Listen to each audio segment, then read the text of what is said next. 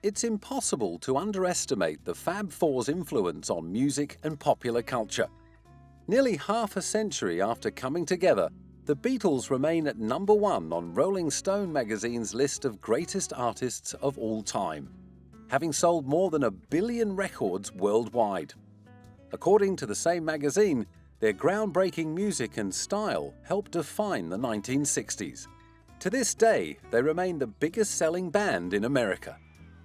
Concert promoter Sid Bernstein believes it was the group's charm and spirit that won over the notoriously tough-to-crack US market. Here along came 4 guys full of mirth, merriment, songs that fitted the times and the needs of people their age, people just entering maturity.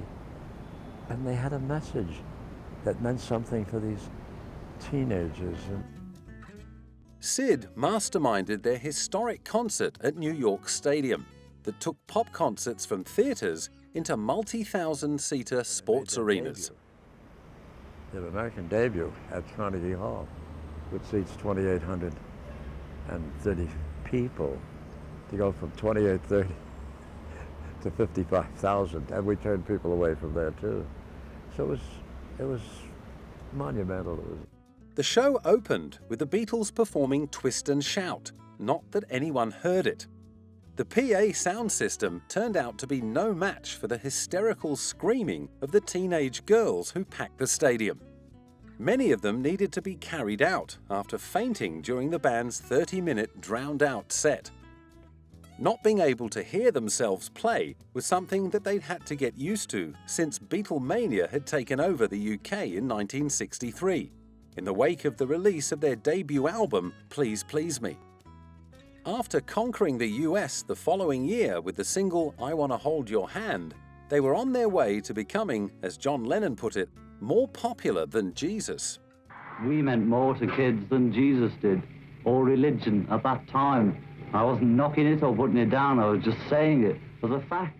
It was a fact that few could deny, as the lads from Liverpool struggled to come to terms with the relentless pursuit of obsessive fans. Well, it seems to me that after your show, your real problems really begin. What's it like with these fans outside, Paul? At first, it's murder, because it looks as though they're going to tear you apart. Once you get the hang of it, you get used to it, and I think it gets a bit easier. Have you ever been in physical danger from your fans? Well, occasionally, yes. Only when there's been a big mob, a really big one. But usually they're quite nice if there's only a few at a time when you meet them. Yeah. What is it? Do you deliberately try and create these sort of screaming reactions? No, we just, arrive at the theatre and they're always there waiting. And whenever we're doing a show, the police always come and say, don't look out the window, because you excite them. Local police squads were forced to carefully plan special security measures ahead of every scheduled public appearance. And more often than not, the boys travelled to gigs in police vans. Even on the way to and from the airport, they were swarmed by adoring fans. For the shyest and youngest member of the group, all the attention was rather overwhelming, especially when he turned 21. 4-foot-high cake and 52 bags of stuff to be looked through. So I can't say at the moment. I'd like to say thanks a lot anyway, because, thousands of people have sent me things. Thank you, everybody. Very nice. At a civil reception in their hometown of Liverpool, one fan was so overcome in the crush, she had to be carried away on a stretcher, and police on horseback had to hold back the hordes as they made their way into the town hall. It was a similar story in France, Sweden, the US, and Germany.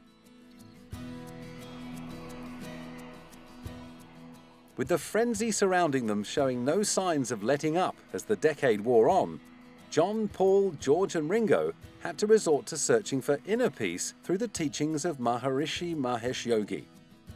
They ditched the pudding bowl haircuts and suits for long hair, jeans and flowing robes, and headed to India to study transcendental meditation. But no matter how far they ran, the media were never far behind, even in an ashram in India.